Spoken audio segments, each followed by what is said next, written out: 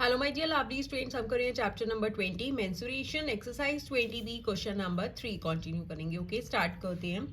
A sari is 5 meter long and 1.3 meter wide. ठीक है, साड़ी की क्या है, हमें डायमेंशंस गिवन है। अ border of width 25 centimetre is printed along it's sides. और एक बॉर्डर जो है साड़ी के चारों तरफ प्रिंट किया गया, जिसकी हमें विड्थ गिवन है कितनी है, 25 सेंटीमीटर। अब ध्यान देना, ये हमें सेंटीमीटर में गिवन है एंड साड़ी की जो डायमेंशंस है वो हमें मीटर में गिवन है। Find the cost of printing the border at ₹1 per 10 centimetre square. देखिए क्या कह रहा है, ये एक साड़ी है। ठीक है, इसकी डायमेंशंस क्या है, लेंथ है इसकी 5 मीटर एंड विड्थ है 1.3 मीटर। अब कह रहा है इस साड़ी के चारों तरफ एक बॉर्डर बनाया गया। ठीक है, ये क्या है, हमारा बॉर्डर है। ये क्या है, बॉर्डर है। ठीक है, इस बॉर्डर की जो विड्थ है वो कितनी है, 25 सेंटीमीटर है। ओके, अब हमें क्या करना है, इसमें जो प्रिंटिंग होनी है उसकी हमें कॉस्ट बता रखी है कि पर 10 सेंटीमीटर स्क्वायर की 1 है। बट हमें पूरी कॉस्ट कितनी लगेगी साड़ी के बॉर्डर को प्रिंट करने में वो बताना है। तो उसके लिए हमें इस वाले बॉर्डर का क्या है, एरिया निकालना पड़ेगा। ठीक है, तो देखिए कैसे निकालेंगे। सबसे पहले इसको ए बी सी डी, ये क्या हो गई, हमारी आउटर बाउंड्री हो गई, आउटर साड़ी कह लो। और ये क्या हो गई, हमारी ई एफ जी एच, ये हो गई हमारी इनर साड़ी। अगर हम इस पूरी साड़ी में से ये वाली इनर साड़ी को माइनस कर देंगे तो हमारे पास क्या बचेगा, सिर्फ ये वाला बॉर्डर बच जाएगा। ठीक है, तो देखिए सबसे पहले हम क्या निकालेंगे, area of outer sari is equals to length into breadth. And area हमेशा किस में आता है, स्क्वायर यूनिट्स में आएगा। ओके, अब लेंथ कितनी गिवन है इसकी, 5 इंटू ब्रेथ कितनी गिवन है, 1.3। यूनिट क्या है, मीटर स्क्वायर। ठीक है, ये हमारी लेंथ हो गई, ये ब्रेथ हो गई। अब ये क्या हो जाएगा, 5 3 15, 1 कैरी, 5 1 5 6, ये हो गया डेसिमल। 6.5 मीटर स्क्वायर क्या है, एरिया है इस पूरी साड़ी का। अब इसमें से जो ये इनर साड़ी है इसको हम माइनस कर देते हैं, तो इसका भी एरिया निकाल लेते हैं, एरिया ऑफ इनर साड़ी। अब एरिया ऑफ इनर साड़ी के लिए अगेन हमें क्या चाहिए, लेंथ इनटू ब्रेथ चाहिए।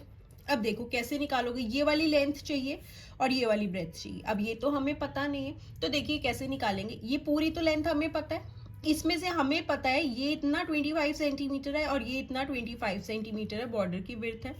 अगर मैं इस पूरे 5 मीटर में से ये वाला और ये वाला माइनस कर दूंगी, बॉर्डर की जो विड्थ है वो माइनस कर दूंगी, तो मेरे पास ये रिमेनिंग लेंथ आ जाएगी। ठीक है, लेकिन उससे पहले मुझे क्या करना पड़ेगा, बॉर्डर की जो विड्थ है वो 25 सेंटीमीटर है, इसको मुझे मीटर में कन्वर्ट करना पड़ेगा। तो सेंटीमीटर को जब हम मीटर में कन्वर्ट करते हैं तो हम क्या करेंगे, उसे 100 से डिवाइड करेंगे। तो ये क्या हो गया, 0.25 मीटर हो गया। ठीक है, दैट मीन्स लेंथ कैसे आ जाएगी ना साड़ी की, पूरी ये वाली 5 में से मैं ये वाला बॉर्डर माइनस करूंगी, कितना है 0.25, और ये वाला बॉर्डर माइनस कर दूंगी 0.25। ओके, ये कितना हो गया 5। अब ये दोनों माइनस माइनस प्लस हो जाएंगे, 5 एंड 5 10, 1 कैरी, 2 इंटू 4 1 5, 0.50 हो गया, 0.5 भी लिख सकते हैं। अब मुझे 5 में से 0.5 माइनस कर, तो इसके आगे डेसिमल के आगे 0 हो जाएगा, क्योंकि जब भी प्लस माइनस करोगे डेसिमल के नीचे डेसिमल आना चाहिए और लाइक डेसिमल्स होने चाहिए। ये हो जाएगा 10, 10 में से 5 गए 5, ये हो गया 4, दैट इज 4.5 मीटर क्या आ गई, लेंथ आ गई ये वाली इनर साड़ी की। ठीक है, इसी तरीके से हम ब्रेथ निकाल लेंगे। ये वाली ब्रेथ हमें पता है 1.3 है, अगर मैं यहाँ से बॉर्डर का विड्थ और यहाँ से माइनस कर दूंगी तो मेरे पास ये वाला ब्रेथ आ जाएगा इनर साड़ी का। ठीक है, तो अगेन ब्रेथ निकाल लेते हैं, दैट इज 1.3 में से माइनस कर दूंगी 0.25 माइनस 0.25। ओके, अगेन 1.3 में से माइनस हो जाएगा 0.5। अब 1.3 में से 0.5 माइनस कर दूंगी, ये हो जाएगा 13, 13 में से 5 माइनस करोगे तो आपके पास हो जाएगा 8, ये हो गया 0, दैट इज 0.8 मीटर क्या हो गई, ब्रेथ। ओके, अब हमारे पास ये वाली ब्रेथ भी आ गई। अब हमें एरिया निकालना है इनर साड़ी का। इनर साड़ी कौन सी है, ई एफ जी एच। ठीक है, आप यहाँ पे ए भी लिख सकते हैं, ई एफ जी एच। अब लेंथ कितनी आई है, 4.5 इंटू ब्रेथ है 0.8, यूनिट क्या है, मीटर स्क्वायर। ठीक है। अब 4.5 को 8 से मल्टीप्लाई कर दो, देन डेसिमल लगा देना। 8 5 हो गया 40, 4 कैरी, 8 4 32, 4 ऐड करोगे 36।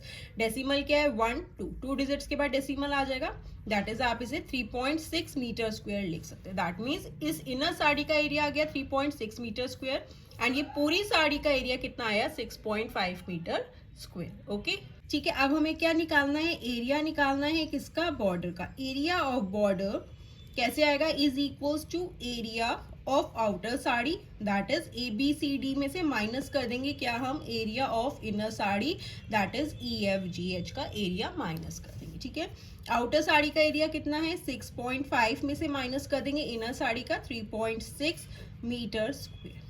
ओके अब 6.5 ये हो जाएगा 15 में से 6 गए 9 डेसिमल, 5 में से 3 गए 2, दैट इज 2.9 मीटर स्क्वायर क्या है, इस पूरे बॉर्डर का एरिया है। ठीक है, बट हमें देखो कॉस्ट क्या दे रखी है, पर 10 सेंटीमीटर स्क्वायर की गिवन है, दैट मीन्स हमें मीटर स्क्वायर को सेंटीमीटर स्क्वायर में कन्वर्ट करना पड़ेगा।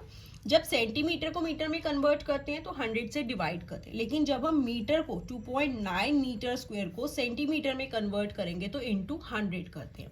तो 2.9 को इंटू करेंगे 100 से, बट 2 टाइम्स करेंगे क्योंकि यहाँ पे क्या मीटर स्क्वायर एंड हमें भी सेंटीमीटर स्क्वायर में कन्वर्ट करना है, तो इसलिए 2 टाइम्स 100 से मल्टीप्लाई करेंगे। अब ये हो जाएगा 29, 1 2 3 4 जीरोस हो गए, 2 3 4 डेसिमल 1 डिजिट के बाद आ जाएगा, यहाँ पे आ गया, तो ये क्या हो गया 29,000 सेंटीमीटर स्क्वायर हो गया। ठीक है, अब हमें क्या गिवन है, cost of 10 centimetre square printing. ठीक है ना, 10 सेंटीमीटर स्क्वायर को अगर हम प्रिंट करते हैं तो उसकी कॉस्ट कितनी है, ₹1।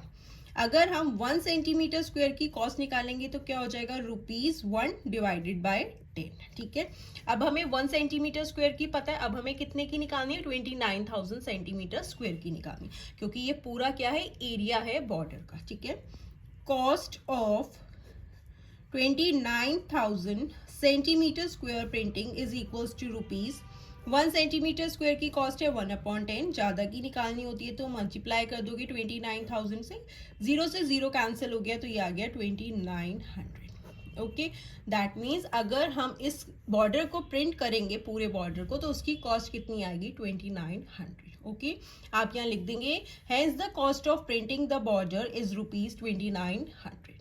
Okay students, so this was question number 3. Now let's move to question number 4.